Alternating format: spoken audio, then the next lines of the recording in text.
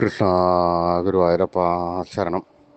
പൊന്നുണ്ണിക്കണ്ണൻ്റെ ഉഷപ്പൂജ അലങ്കാരം രാവിലെ 4 മണിയോടുകൂടി മലർ നിവേദ്യം കഴിഞ്ഞ് നട തുറന്നു.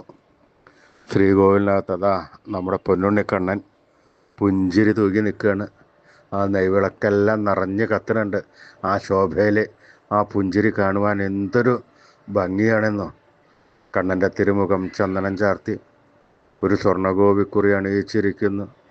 ചെവിയിൽ ചെവിപ്പൂക്കൾ വെച്ചിരിക്കുന്നു. മാറത്ത് ഒരു സ്വർണ്ണത്തിലകവും ഒരു സ്വർണ്ണമാലയും ചാർത്തിയിരിക്കുന്നു. പൊന്നിൻ കിങ്ങിണി കെട്ടി പട്ടുകോണകമെടുത്ത് ഒരു ചുവന്ന പട്ട് ഞൊറിഞ്ഞെടുത്തിട്ടുണ്ട്. കയ്യിൽ ഓടക്കുഴലും താമരയുമുണ്ട്. പൊന്നിൻ കിരീടം ചാർത്തി കിരീടത്തിമേൽ തിരുമുടിമാലകളും വനമാലകളും ചാർത്തിയിരിക്കുന്നു.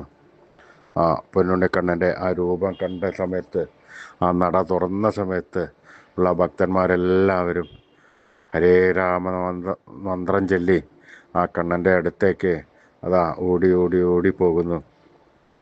ആ സോപാനപ്പടിയുടെ മുമ്പിൽ നിന്ന് ഒരു നോക്ക് കണ്ട് കണ്ണനെ പ്രാർത്ഥിച്ച് സാഷ്ടാംഗം നമസ്കരിക്കണു. കണ്ണൻ്റെ തൃക്കാൽക്കൽ വീഴുന്നു, ഭജിക്കുന്നു, പ്രാർത്ഥിക്കുന്നു, എല്ലാം ചെയ്യുന്നു. കണ്ണൻ അവരെ, ആ ഭക്തന്മാരെ എല്ലാവരെയും അനുഗ്രഹിക്കണം.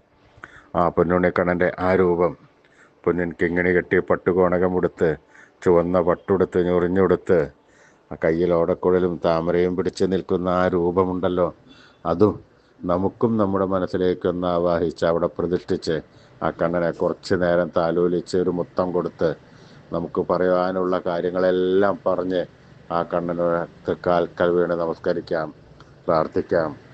നാരായണ നാരായണ നാരായണ നാരായണ ഉറക്കെ നാമം ചൊല്ലിക്കോളൂ. ഒരു സങ്കോചവും വിചാരിക്കണ്ട. ഭക്തവത്സലനാണ് കണ്ണൻ.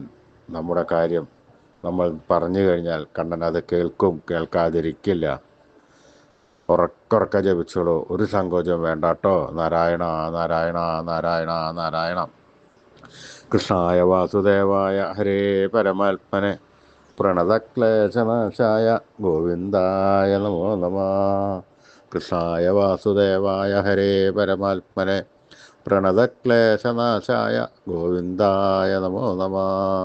കൃഷ്ണായ വാസുദേവായ ഹരേ പരമാത്മനെ പ്രണതക്ലേശനാശായ ഗോവിന്ദായ നമോ നമഃ. അച്യുതാനന്ദ ഗോവിന്ദ അച്യുതാനന്ദ ഗോവിന്ദ അച്യുതാനന്ദ ഗോവിന്ദ അച്യുതാനന്ദ ഗോവിന്ദ. ഈ നാമത്രയ മന്ത്രം ഉത്കൃഷ്ടമായ മന്ത്രമാണ്. ഋഷീശ്വരന്മാർ തലമുറകളായി നമുക്ക് കൈമാറി തന്ന മന്ത്രമാണ്. ഈ കലികാലത്ത് ഇത് ഉപാസിക്കുന്നത് അത്യുത്തമമാണ്.